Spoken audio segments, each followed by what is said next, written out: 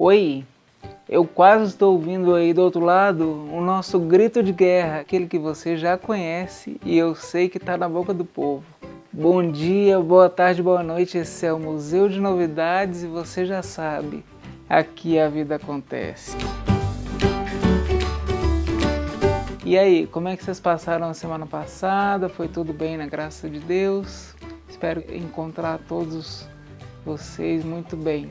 E hoje eu quero agradecer já de cara a Marcele, que me sugeriu um tema com o qual ela trabalha, com o qual ela tem aproximação. É uma telespectadora do nosso canal, ela tem proximidade com o tema. Eu não tinha muita intimidade com esse tema, né, que é os surdos. Hoje a gente vai falar mais diretamente para esse público. Eu nunca falei claramente, nunca falei mais direcionado para esse público, porque eu não tenho muita convivência com essa deficiência especificamente.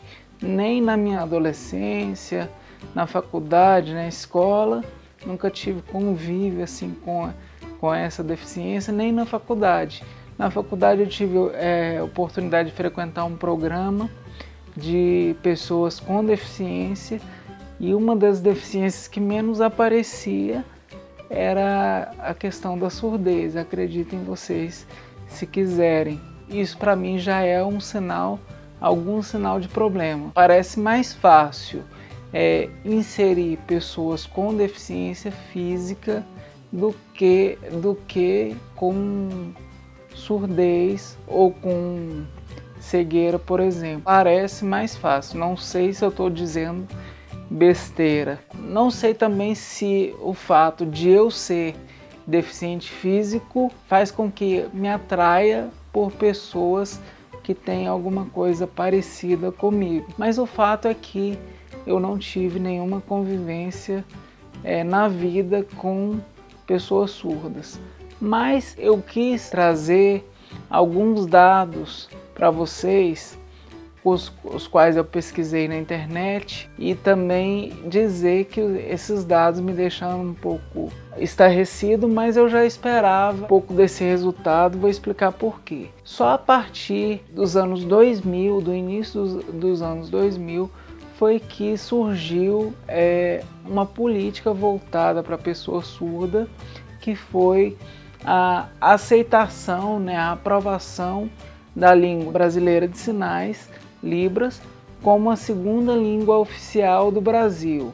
E como tal, foi criado todo um suporte governamental de necessidade de ter profissionais dentro das escolas, nas formações, para inserir essas pessoas surdas na sociedade. A partir de 2008, criou-se a data do dia 26 de setembro como o Dia Nacional do Surdo.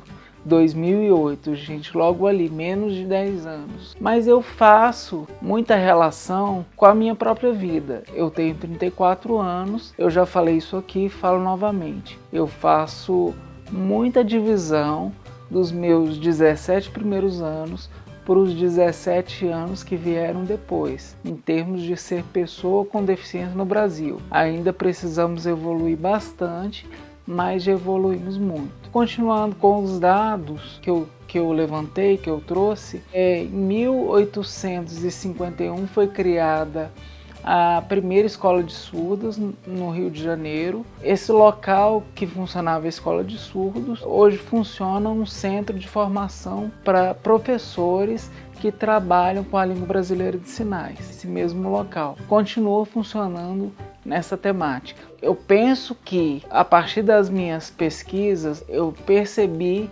que ainda uma grande limitação a quantidade de pessoas formadas e a necessidade que se tem de intérpretes da língua brasileira de sinais. Porque se você não tiver multiplicadores, pessoas que saibam aprender e ensinar essa linguagem, a gente não repassa. Hoje 9,7 milhões de pessoas vivem com surdez no Brasil, dos quais 1 milhão de pessoas têm menos de 19 anos e, consequentemente, tem um pouco mais de dificuldade para aprender essa linguagem, porque porque ainda falta professores e ainda faltam pessoas formadas para aplicar essa língua brasileira de sinais, que é absolutamente necessário. Fico me colocando na questão da empatia, eu me coloco um pouco no lugar dessas pessoas quando, por exemplo, eu gosto de frequentar cinema,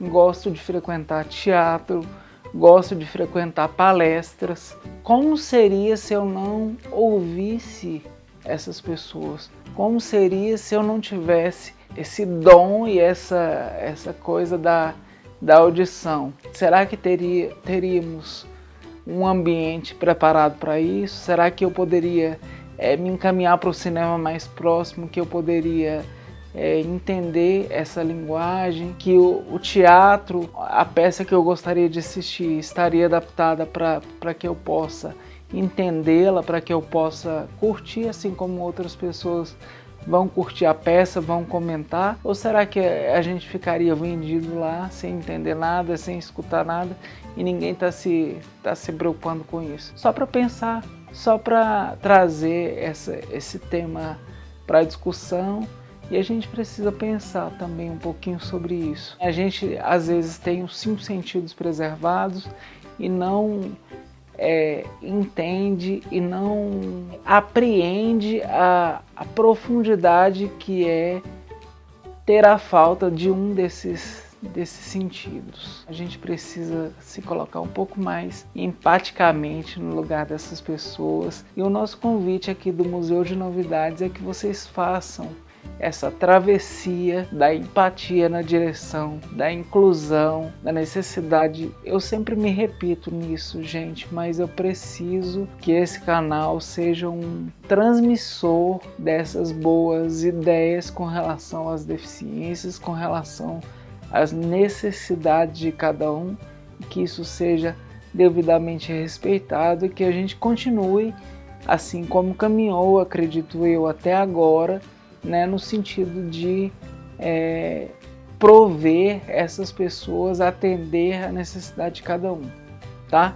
Me repito, mas eu acho absolutamente necessário que isso seja feito, que isso seja pensado, e que essas pessoas deem um grito para que essa coisa aconteça o mais depressa possível. No mais é isso, fiquem com Deus, agradeço a paciência, a audiência de cada um de vocês. Se você gostou desse vídeo, dá um like, compartilha, retribui, espalha coisas boas por aí e traz um pouco de reflexão sobre tudo. Muito obrigado pela audiência, preferência, e até a próxima semana.